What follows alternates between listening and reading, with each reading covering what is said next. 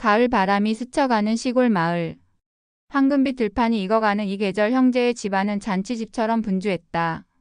그러나 웃음 뒤에는 오래 묵은 욕망과 갈등이 꿈틀대고 있었다. 집안의 가장 노모 김씨가 병상에 누워 있었다. 아흔을 바라보는 나이에 이제는 기력이 다해 언제 세상을 떠날지 모른다는 소문이 마을에 퍼졌다.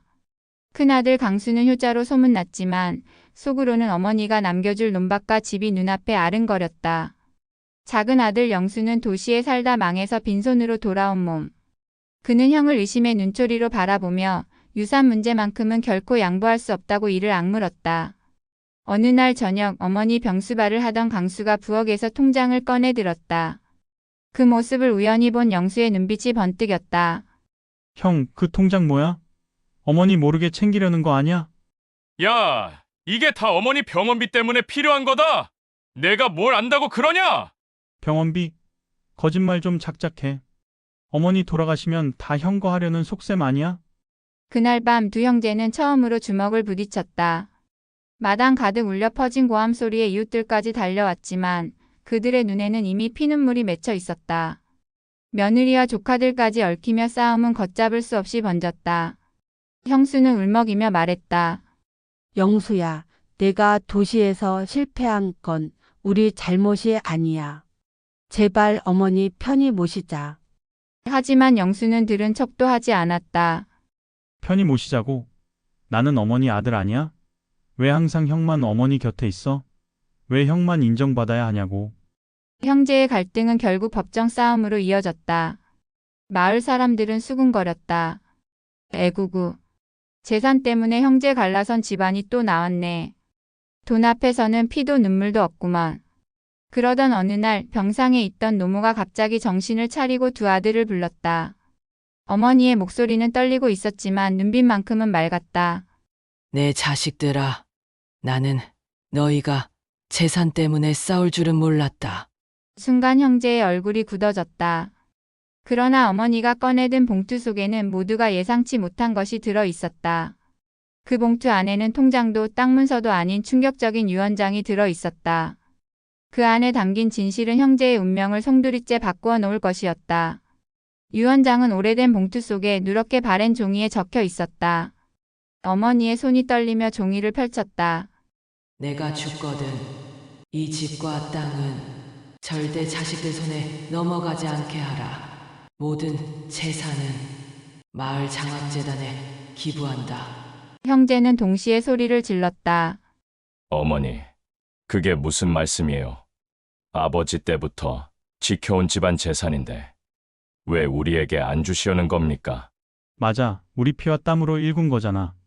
왜 남에게 다 준다는 거예요? 그러나 어머니는 눈을 감은 채 마지막 힘을 짜내 속삭였다. 돈 때문에 형제가 갈라서는 꼴 나는 못 본다. 그 말을 끝으로 어머니의 손이 힘없이 떨어졌다. 방 안은 눈물과 절규로 뒤덮였다. 장례가 끝난 뒤 형제는 차마 믿을 수 없었다. 어머니의 뜻을 존중하자니 평생 쌓아온 욕망이 허무했고 유언장을 무시하자니 죄책감이 따라붙었다. 그때 마을 이장은 조심스럽게 말을 꺼냈다. 사실 어머님께서 생전에 저한테 부탁을 하셨어요. 혹시 두 아들이 반발하면 유언장을 다른데 공개하라고 말이죠. 형제는 서로를 바라보았다.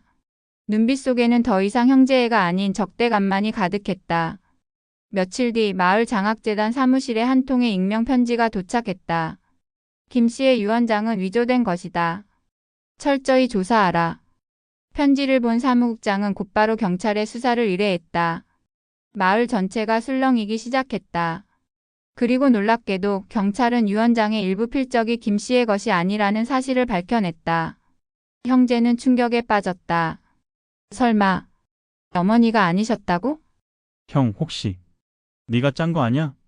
뭐라고? 그런 짓은 내가 더 잘하지 않냐? 진실은 미궁 속으로 빠져들었다. 도대체 누가 왜 유언장을 조작한 것일까? 재산을 둘러싼 욕망은 이제 단순한 형제 싸움을 넘어 마을 전체를 뒤흔드는 스캔들로 번지고 있었다. 형제는 결국 법원으로 향했고 그곳에서 상상조차 못했던 증인이 나타났다. 어머니가 남긴 유언장은 모두를 혼란에 빠뜨렸다. 재산을 마을 장학재단에 기부하겠다는 뜻. 하지만 경찰은 유언장의 필적 일부가 위조되었다고 발표했다. 형제는 서로를 향해 손가락질하며 분노했다. 마치 피보다 돈이 더 진한 듯 형제애는 이미 무너지고 있었다. 재판정. 법정 한쪽에는 형 강수가, 반대쪽에는 동생 영수가 앉아 있었다. 그리고 그들 앞에 뜻밖의 증인이 등장했다. 바로 집안에서 오랫동안 일을 도와주던 가사도우미였다. 사실은 큰아드님이 밤중에 어머님 도장을 들고 나가시는 걸 본 적 있습니다. 순간 법정 안은 술렁였다. 영수는 자리에서 벌떡 일어났다. 봐라. 내가 뭘 했어. 형이 다 꾸민 거라고 했잖아. 그러나 그 순간 가사도우미는 떨리는 목소리로 덧붙였다. 그런데 그 옆에는 둘째 아드님도 있었습니다. 두 분이 함께 도장을 찍는 걸 제가 똑똑히 봤습니다. 법정은 다시 혼란에 휩싸였다. 형제는 서로를 노려보며 할 말을 잃었다. 알고 보니 두 사람은 각자 몰래 유언장을 조작하려 했던 것이다. 강수는 모든 재산을 자신에게 몰아주도록 위조했고 영수는 그걸 눈치채고 또 다른 유언장을 만들어낸 것이었다. 서로 속고 속이다 결국 들통난 것이다. 재판부는 결국 이렇게 판결을 내렸다. 본 유언장은 모두 무효다. 상속 재산은 법에 따라 균등하게 나눌 것을 명한다. 형제는 마지못해 고개를 끄덕였지만 마음속의 상처는 씻을 수 없었다. 며칠 뒤 두 형제가 어머니 산소 앞에 섰다. 바람에 흔들리는 나뭇잎 사이로 어머니의 목소리가 들려오는 듯했다. 내 자식들아, 돈 때문에 싸우지 말아라. 피는 물보다 진하다. 강수와 영수는 서로를 바라봤다. 그러나 눈빛 속에는 여전히 씻을 수 없는 불신이 가득했다. 재산은 결국 나눠 가졌지만 형제의 마음은 끝내 하나 되지 못했다. 돈은 남았지만 형제애는 사라졌다. 재산 때문에 찢어진 형제. 그들의 이야기는 마을 사람들에게 오랫동안 씁쓸한 교훈으로 남게 되었다.